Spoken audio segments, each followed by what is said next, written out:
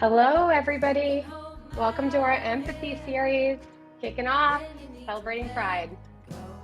We will get started in about 1 or 2 minutes, and for the time being, please enjoy our music selection chosen by our speaker, Caroline. And a quick PSA, we did send out meal vouchers for today's event. If you do not have one, it's because we did not have an RSVP from you on Friday. So in the future, please make sure you RSVP sooner and we'll make sure you get that, provided we're sending them out. All right, we'll give it a minute.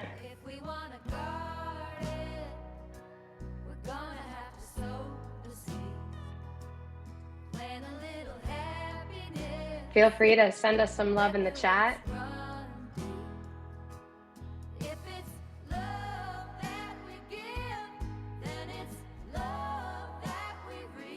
Woohoo! Thanks, Michelle. Hey, Shay. Good to hear from everybody. This is our first empathy series. So what is an empathy series? An empathy series is about putting ourselves in someone else's shoes and learning about people that might be different from us or connecting with somebody that might be similar to us. It's a great opportunity just to hear some stories, learn about one another. Sylvia, no problem. Enjoy your meal.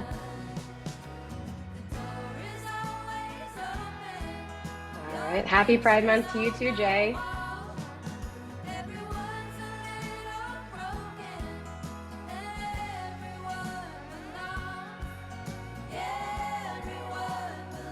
Happy Pride, everyone.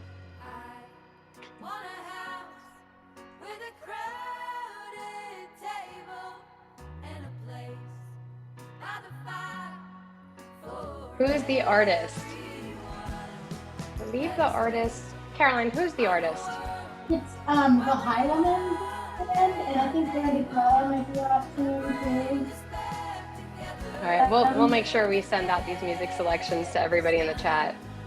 Yeah. Yes, strong earring choice by Caroline. Thank you. It was fitting. Yeah. All right, let's get started. Amber, if we could lower that music. That was perfect timing. Yeah, wow. That's perfect. Well, welcome everybody to our first of many empathy theories to come, empathy events. As I mentioned before, our empathy theories is really about getting the opportunity to connect with people that we might be similar to or people that we are totally different from, and just being able to hear about different perspectives and experiences. It's an opportunity to put ourselves in the shoes of other people. And Catlin is here. Caroline, really quickly, I'm just going to give a quick background on you, and then I'll hand it off to you to talk about yourself. Catlin, she is a writer, a photographer, and a mental health worker who believes in the power and impact of shared truths. Her writing's been featured in the New York Times, Teen Vogue, Long Reads, Healthline, Glamour, and other publications. Her photography and film can be found in Boston Globe, Alive Now, the New York Times, and Healthline as well. And Caroline's background in behavioral health and development trauma has inspired her to incorporate art into the process of caregiving and advocacy, as well as her work on reforming the way health, illness, and disability are portrayed in the media. Her TED Talk, Why I Photograph the Quiet Moments of Grief and Loss, has been viewed over 1 million times, and she is fueled mostly by connection, community, and sour candy. So real quick, before we get into it, Caroline, thank you so much for being here. To all of our Green Dot employees that are here, thank you for participating and joining. We're so glad that you're here. This format, the way that we're going to do this is it's like a fireside chat that's been developed with different questions for her. And then at the end, you'll have an opportunity to ask her questions, specific questions. We're going to capture them as you go in the chat. So feel free to just react and respond in real time, just as you always do in our town halls. And with that, Caroline, what is something that you want everyone here to know about you? Yeah, well, thank you so much for the introduction, Jaclyn, and thank you all so much for having me here. I'm really, really honored. My name is Caroline, as mentioned. I am a queer woman living in Seattle, and I live with my wife and our 2 pets, who hopefully will not make any noise during this talk.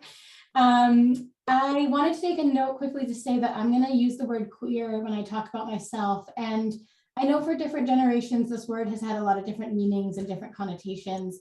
It's really been reclaimed in a lot of ways by the LGBTQ community now as a word of pride and kind of an all-encompassing umbrella definition. So I'm going to be using that word, but I just wanted to name that to make sure I'm comfortable. And then I also want to say, because I'm going to be talking about this some today, I am a cancer survivor. I'm living with a highly recurrent incurable cancer. And the reason I'm bringing that into our conversation today is because I want to talk a little bit about intersectionality and the ways in which my identity as someone that's a queer woman and my identity as someone that's living with a disability interact and intersect. So I'm so happy to be here for Pride Month, and thank you so much for having me. Yes, we are so happy that you're here too. Tell us more about intersectionality. You know, what's the relevance to you? Give us a high level. Yeah, so intersectionality is based on the idea that it's essentially a lens for which we look at things. And it's the idea that we don't just hold one identity, we hold multiple identities, and we're part of kind of many different groups. And the group memberships that we're a part of really impact what we have access to. And I know, Jaclyn you and I were talking, and I know Dan, your CEO, has talked about how Green Dot's purpose is, and kind of one of the things you guys talk about is how access shouldn't be a privilege. And the idea of intersectionality is a direct representation of that. Group, like what I mean by identity and group memberships is like gender, race, class, disability, ethnicity. And for me, an example is I am a white person from an upper middle class background. And so I have had and will continue to have a lot of advantages and opportunities that others don't have.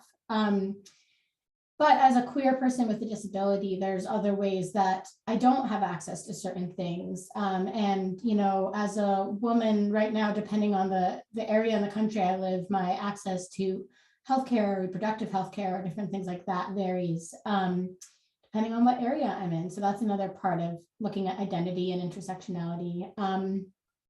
And, living with an incurable cancer diagnosis, there's ways that impacts everything I do. It can be hard for me to work full time. It can be hard for me to get physical access to spaces because sometimes things like stairs can be difficult. So all these things are, when we think about how to connect with other people and we learn how to relate to other people, we have to think about, what are the different worlds that they are bringing in their own person. So, yeah. Thank you for that. And let's talk about Pride Month. What does it mean to you? I spent a lot of my teenage years and early college years, especially childhood. I knew I was gay since I was 12, but I spent a lot of time being really afraid to come out. I grew up in a rural Vermont town, and I was really, really scared. I was afraid to be different. I didn't see a lot of adults in my life at all, really, that were queer and had families or were living lives I wanted to live. And so Pride Month for me has been this way of connecting kind of every year with who I am and celebrating who I am. And it's a chance to reaffirm how far I've come and where I want to go. So Pride started following something called the Stonewall Riots, which was where LGBTQ folks fought back after a homophobic police raid at the Stonewall Inn. And then on June 28th, 1970, which was the next year, parade marches, pride celebrations started being organized in New York City and LA and Chicago. And the plan was to continue to advocate for LGBT rights and really hold a celebration, because I think when you're living with any kind of marginalized identity or anything that people discriminate against you for, celebrating the fact you're alive and proud of who you are is really important. So it's continued since then and happens every June. And yeah, it's really a fun time. Yeah, thanks for giving us the background on that. I'm curious, what was it like for you to come out? Yeah, well, like I said, it was pretty difficult for me for a long time. My family was supportive, but they didn't understand a lot of what was going on for me. And I really struggled to feel like I could be proud of who I was and that I could accept myself. So there was a lot of factors that helped me. I went to a college that was really accepting, and that helped a lot. And another thing that was really important for me, which is a story I've written about and I wrote about in the New York Times, but was the process of coming out to my grandmother. And my grandmother, she passed away 2 years ago, but when towards the end of her life, she dealt with dementia pretty significantly. And she remembered a lot of things about me. She remembered who I was, but she did not remember that I was gay. And she did not remember that I had a female partner who she had met a few times. And this created a dynamic that was sometimes really heartbreaking and sometimes really sweet and funny, because I would come out to her over and over and over again. And she would, we'd have these conversations, and she would say, are there any men in your life? Do you have a husband? And I would say, no. And I would tell her about my partner. And she would kind of respond most of the time with curiosity or like a thoughtful silence, or just say, and then we would move on. But every single time that it came to this question, I felt my heart kind of catch in my chest, because I was so afraid she was going to reject me every time. And I think that's, internalized by many years of being rejected. And every time she would listen, and she would offer something. And then about an hour later, we do it all over again. So it was quite an experience. And I wrote about it because I think there's something to be said for what it is to need to continually embrace ourselves for who we are, and maybe the things we're afraid of about ourselves too. Yeah. When you shared this story, I mean, I've heard it before, of course, but my arms just got goosebumps all over it. And I just thought to myself, well, I'm sure that most of us here can empathize with that feeling of being afraid of being rejected. Right, Um, right. it's heavy. And I think on that note, I'm just curious, has anyone ever reacted to you in a negative way? And if that has happened, how have you managed that?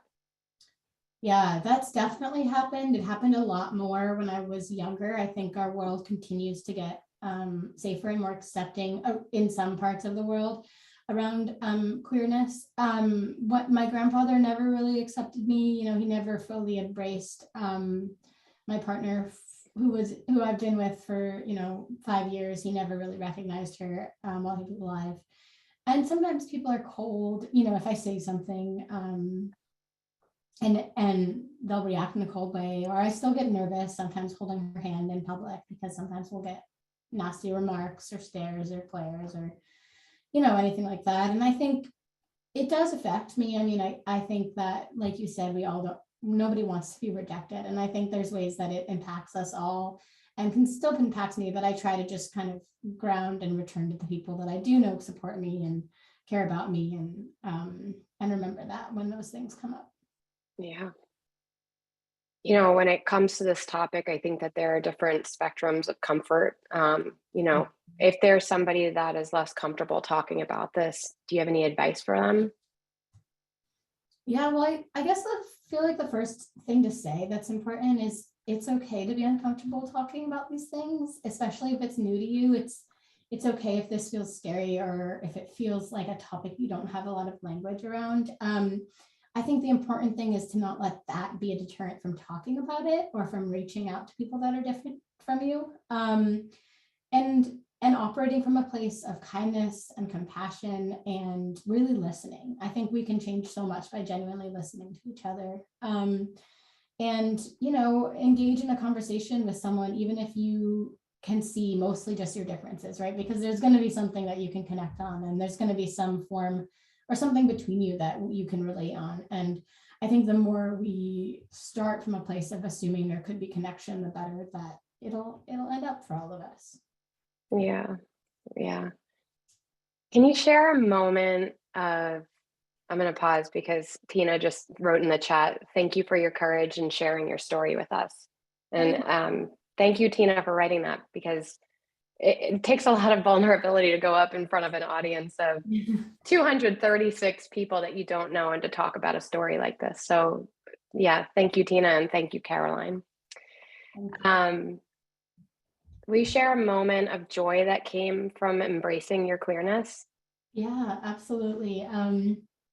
Well, I think just generally, I got married in September to my partner, who I've been with her for, like I said, I think 5 years, and it was really lovely. We had to delay our wedding a year due to COVID, so it was nice to finally be able to do it in a way that felt safe, and and we had so much fun and so much community. We got to like dance with our friends, which, as I'm sure everyone knows, is because of COVID, has been so hard. And anyway, it was lovely. So that was really nice. And then the other thing that was really sweet, though, was my cousin, who had recently come out, was at the wedding, and this cousin's young, like 13. And my cousin's parents said that it was the first time they'd seen this cousin so happy and so like full of life and brave. And my cousin got up and gave a little speech, and it was just really lovely to see, to be able to mirror what it is like to be in part of an accepting community, because my cousin hadn't seen that and hadn't been part of that. So that was something that felt like I was passing it on, of, you're accepted and welcome exactly as you are. Yeah, I think it's so important for, especially, folks that feel like they are different or are different when it comes to, marginalized groups or just anything really. If you feel different, to have somebody that you can connect with and say, I'm not alone, because so often, we feel alone in our lives. I've definitely had moments where I felt like that for other reasons. And I'm really glad to hear that your cousin has you to lean on in that way. It's important. I want to come back to intersectionality because you're more than just your queerness. You also have had a pretty intense cancer journey, one that makes me very emotional. And so I would like you to tell our people about your cancer journey. Yeah. Well, I think returning to this is important because it does impact, both my queer identity and my experience as someone that's experienced a lot of illness and gone through cancer treatment. They both are intersected, they intersect and they're related. I was pretty sick for quite a few years without clear diagnosis. I would go to doctor's appointments and I would go, try to get answers, and I was kind of continually turned away. And I was told nothing was wrong. This happens a lot actually to folks that are young and have cancer. They're often diagnosed at later stages because it's hard to get people to see that there could be something wrong when you're young. When I was diagnosed, so I've been trying to find out what was going on for a long time, and then in January of 2019, I was diagnosed with brain cancer, and I was 27. I'm 30 now, so I was not their typical brain cancer patient because I was so young. And I think the reason this feels important to talk about is that I had to advocate really hard to get an MRI, to get the next MRI, to get into surgery. And once I finally, I had surgery, and once they got the pathology report back, things happened really quickly. Everything changed because it was a grade 3 and it was considered incurable, and things shifted pretty fast. But up until that point, I really had to fight for being heard and believed. And I'm very grateful that I was able to advocate. And I'm also very grateful for the doctors that did listen to me. One of my primary care doctors ordered the first MRI, despite not thinking they would find anything. She believed me. And, I think that having someone to advocate for me and advocating myself really saved my life. Having access to these things really saved my life. And I can't say enough for how important that is, and how important it is to help each other have the access to the medical care we need. So yeah, I was diagnosed in 2019. I had brain surgery. I underwent fertility preservation treatment. I did 30 radiation treatments, so 6 weeks of radiation, and then 6 months of chemo, and kind of endless doctor's appointments, endless lab draw, all the stuff. I was done in October of 2019, and my cancer has been stable since, which is huge, and honestly a gift. It's very doesn't always happen that way, and I'm really grateful that it's been stable. But I have to go back to, it's a highly recurrent, and so I have to go every 3 months to get scanned. So I'm kind of in and out of the hospital a lot still.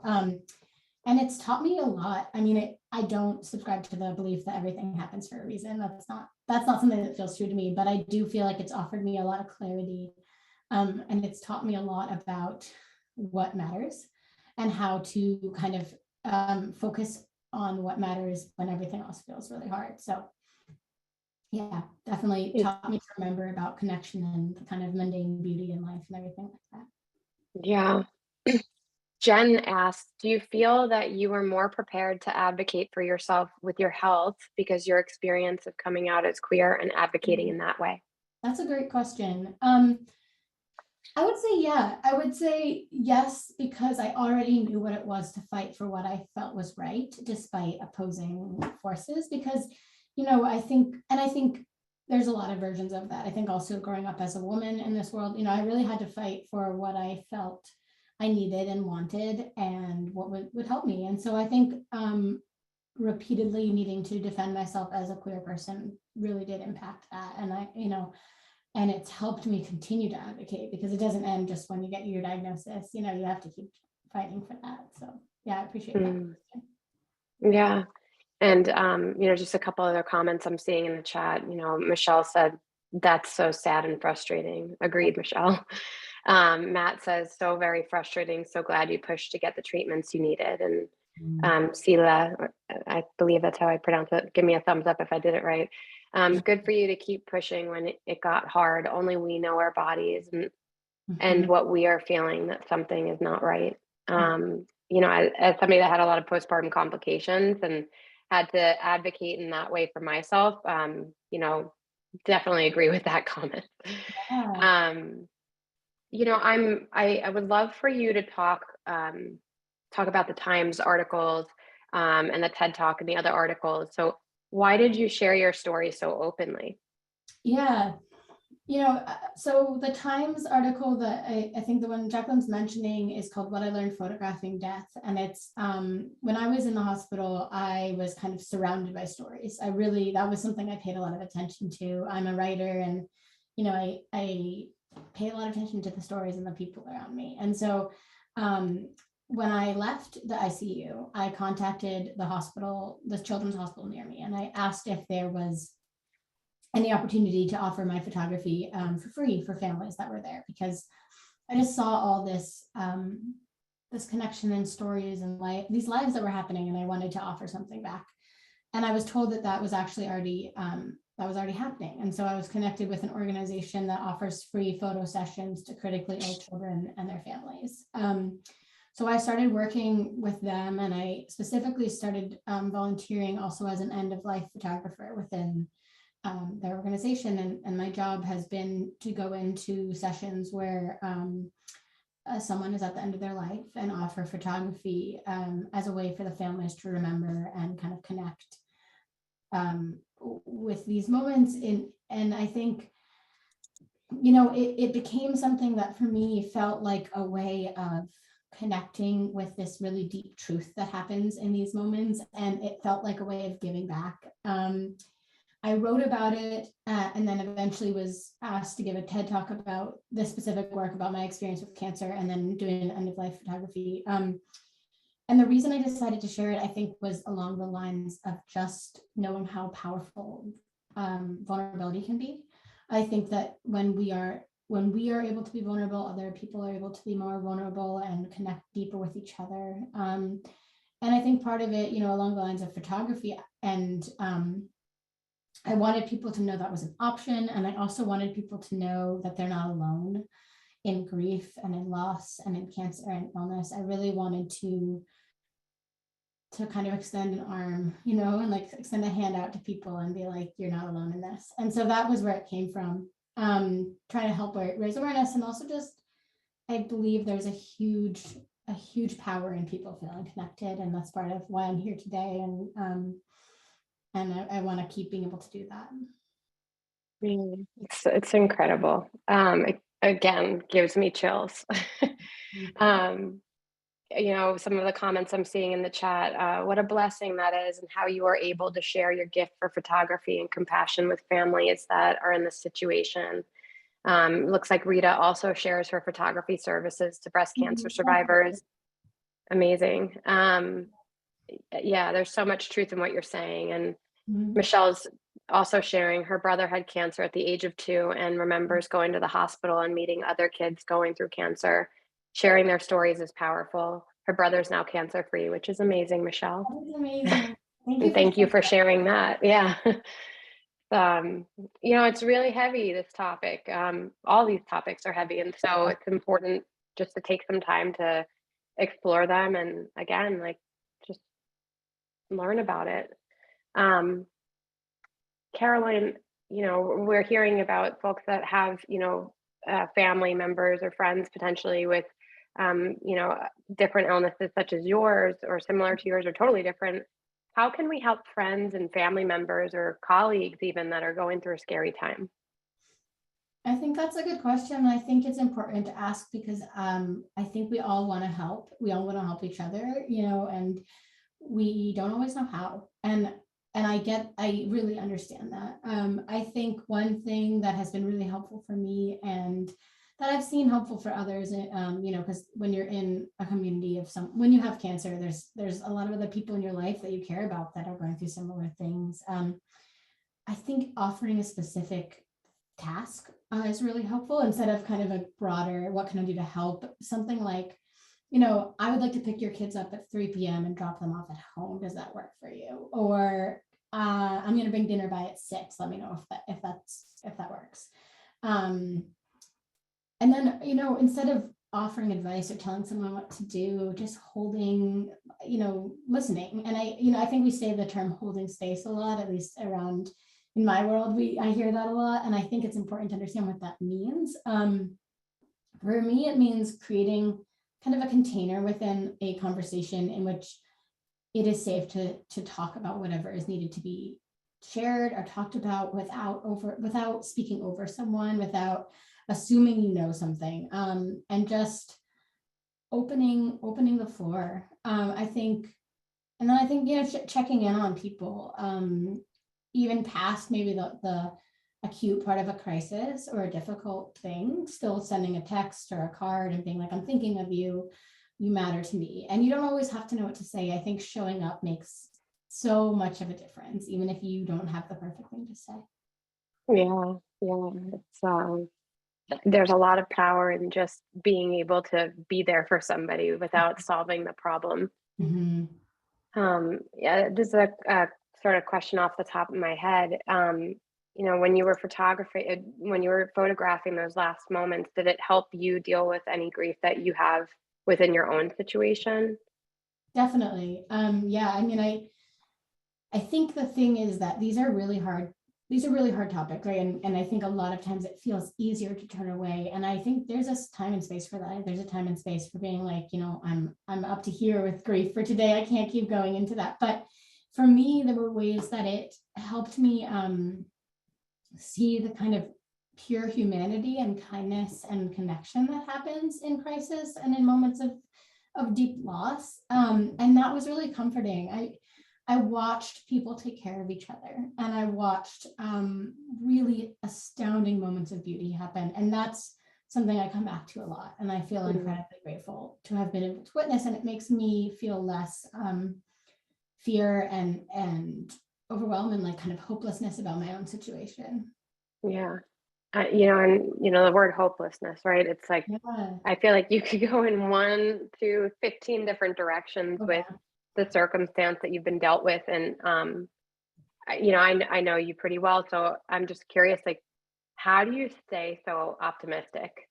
You are one of the most positive people I know. And so, how do you stay so upbeat and positive? So I would say my first response to that is I don't always. And the reason that I think that's important to note is that I think that we have to give ourselves permission sometimes to just throw a fit, right? Like to be like, I am going to be mad about this. I'm going to give up. And I literally will set my timer sometimes for like 20 minutes and I'll be like, I'm going to get in bed and be give up on the world for 20 minutes. And then when the timer goes off, I'm like, all right, now I got to get up and, I mean, feed myself or feed my dog or go for a walk, I mean, like that. And I'm sure many people have kids too. And kids are a great way to be like, okay, the life is keeps going on, and I think it's okay to say give up for a little while, right? Because we can't expect ourselves to be hopeful all the time. That's not fair. And it's not kind of like lined up with what is happening in this world. So I think letting yourself fall apart sometimes is really critical. And I don't think we say that a lot. But then I think also finding the reasons. I often say, like, find one thing that is your reason for getting back up or for doing whatever you need to do. And that can change every day, or it can be the same thing. I just read an essay. I'm in school for writing. I just read someone's essay that was talking about how much pomegranates were the thing they got up for every day. But that's so funny, but like sometimes that's your thing, right? And it doesn't matter. And I think for me, like, I love being able to be with the people I care about, and I love being able to be outside and take pictures. And so I think I find things like that. And then the last thing I will say around that is when things feel really impossible, especially during treatment, when I was really, really sick, I would go on joy missions, which sounds like vaguely religious, but wasn't. It was like we would go to find something that would make us happy, and it would be me and some of my friends, and we would just go like, where can we find the best cookie in the city? And so I think that's something that makes a lot of sense too, because it's so easy not to look out for those things and to have a day that it's like, I'm going to try to find the best cookie that is in this like whole neighborhood. It was really fun and helpful. Oh, wow. That's great. Now I have a new new saying, which is like, find your pomegranate or find your cookie. Like, what is it that you can do today? How do you like pick yourself up and just carry yourself through the day? Mm-hmm.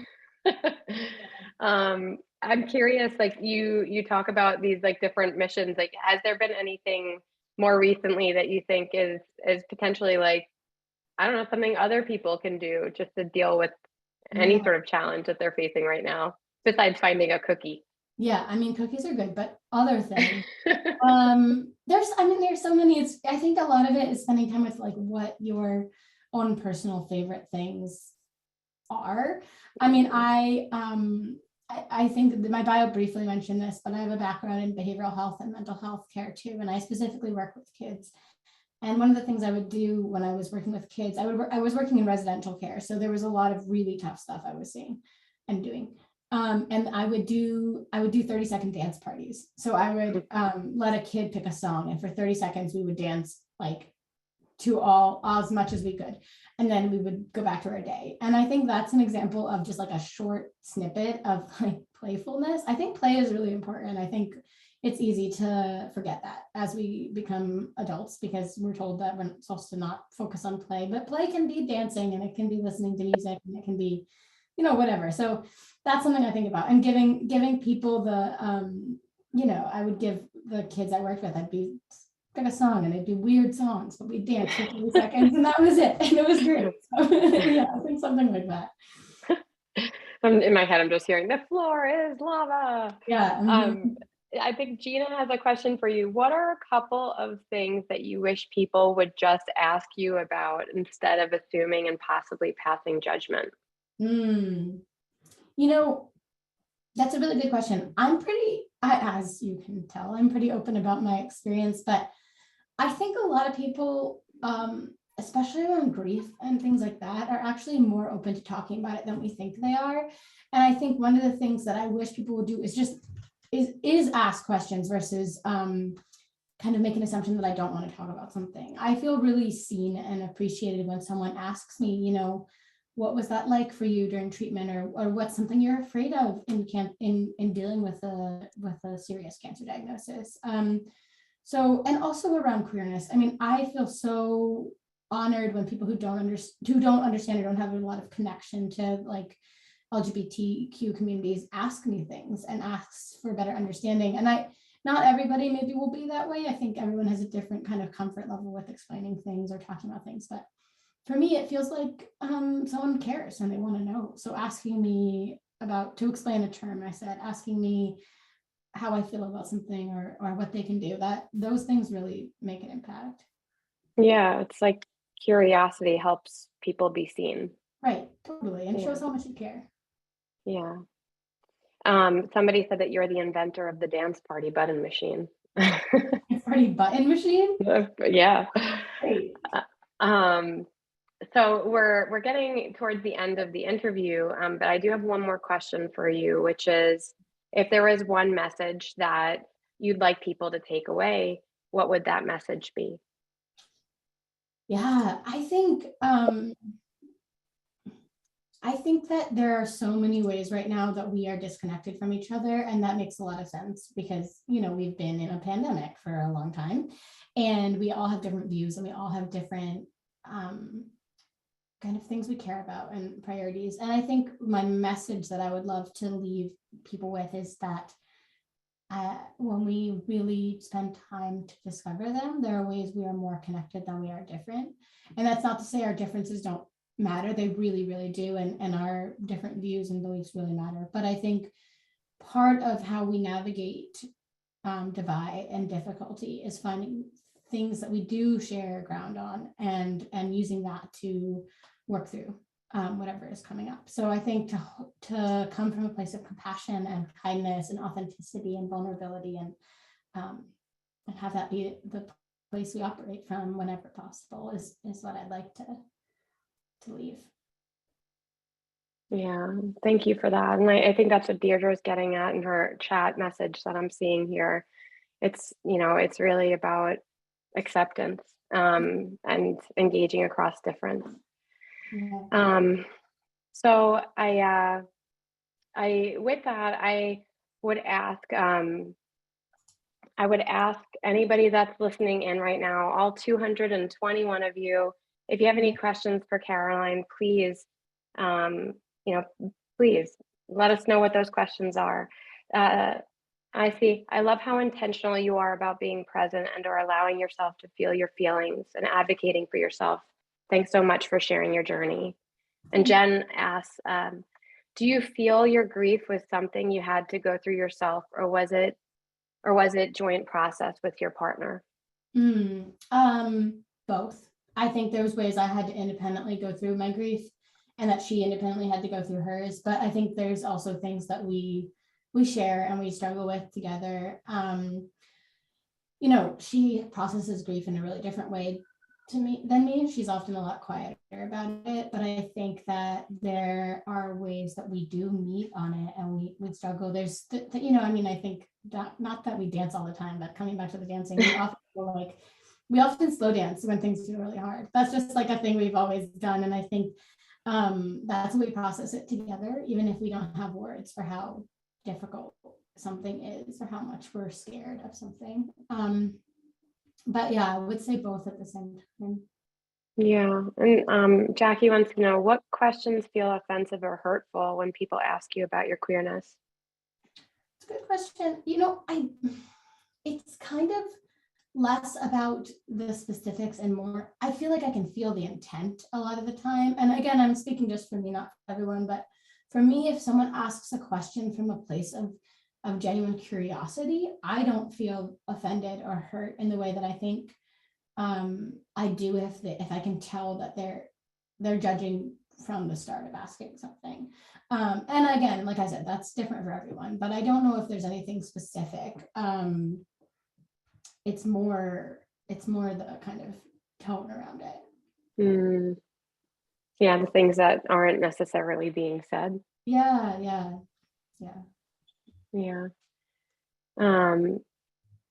L. Gilbert, thank you for your message in the chat. You know, she's really glad that you're here and part of the LGBTQA+ family as one to another. So like amazing to have you feel safe enough to share that here.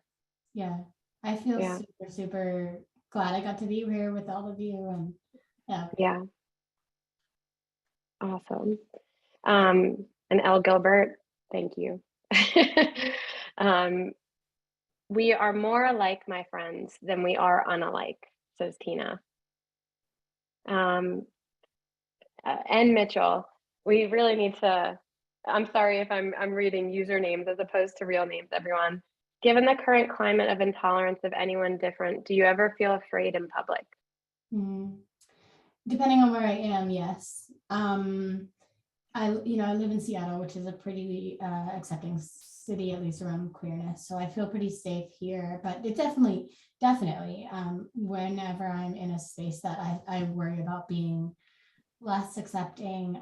Like I said, I often won't hold my wife's hand in public, depending on the area we're in, because I just don't know when I've had situations where it's been scary. So, I think as a woman walking around in the world, that can always be something that you're thinking about, how do I make sure I'm safe? So, definitely. Yeah. Does anybody else have any more questions for Caroline? There's a thank you with a heart and an applause emoji. I have one more question for you. Tell me about what you dream about. What do you envision for the future, for yourself, for your family? Yeah. There's so much. I think I really believe in connection and community. And I really believe in the kind of power we have in being vulnerable and authentic with each other. So I think my goal or my hope for everybody is to be able to have however big of a community you want, whether that's 3 people or I don't know, 300, to have a support network where you feel seen and heard and accepted exactly as you are. And I think I want that on a global scale, and I want that on a national scale, and I want that kind of in a smaller way too. And I do think that some part of the way that happens is in a smaller scale, and in connecting with each other in individual interactions. I feel like being nice to the person that's handing you coffee is just as important as anything else. And I think that stuff ripples. And so, yeah, more of that, I would say. Agreed on many fronts, all fronts. Yeah. Well, that's all the questions that we have for you. Oh, we've got another one from Keith. What sort of behavior do you hope for from the least unoppressed among us, those straight white men, in the workplace, in life? That's a great question. Well, we actually didn't talk about allyship, but allyship is something that I think is important to mention, which is the idea of if you're not in a certain community, like if you are, if you don't share a certain group that is discriminated against, to act as someone that supports and helps people that do experience more discrimination. So I think, Keith, to your point, there's a version of that is to learn about kind of what oppression looks like for these identities you don't share, and then to speak up if you see something and to offer your support. And a really simple way to do this is not assuming something based on gender, right? So using the word partner or asking someone's pronouns, things like that are just approaching from a place of wanting to not only not do harm, but also protect others from experiencing harm. And so I think that's a big part of it. I think listening. I think one of the things we don't always realize is that the least oppression or discrimination we experience, the more we feel comfortable talking and sharing our voice and picking up space. And I think that makes a lot of sense, and everyone deserves to have their voice heard, but kind of paying attention to who maybe hasn't been able to speak in the room and how to make sure that they also are heard. Yeah. Thank you for that question. Yeah. Kay Riley says you're amazingly brave and caring, and that's coming across loud and clear. Thank you. I agree. All right, well, what we're going to do is we're going to wrap up this session today. Just for everybody, we're going to send a survey out afterward. We're going to make sure that we hear from you, learn about how we can make this series better. It's the start to many. Thank you all again for joining us. I hope you enjoy your meals. For those of you that didn't get it, I'm sorry. Please make sure that you're able to RSVP sooner. And on that note, we're going to wrap up. So thank you all so much, and we'll talk with you soon. Thank you. Thank you all. And Caroline, thank you again for coming and sharing your story. By the way, everybody, we are going to be sending out the links to Caroline's articles, her TED Talk. So don't worry, that's on the way. And yeah, take the next 15 minutes to do some journaling, go outside, get some sun, take a walk, hug your family, pet your dog, do whatever you want to do. Thank you so much. Thank you. Bye, everyone. Bye.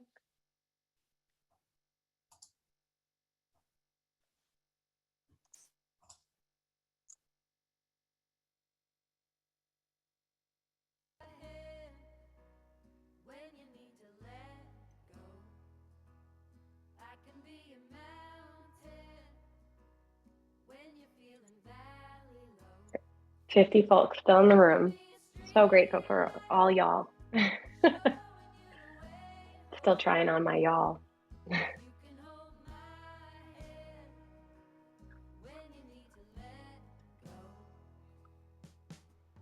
I want a house with a crowded table and a place by the fire for everyone. All right. Thanks, everybody. See you soon.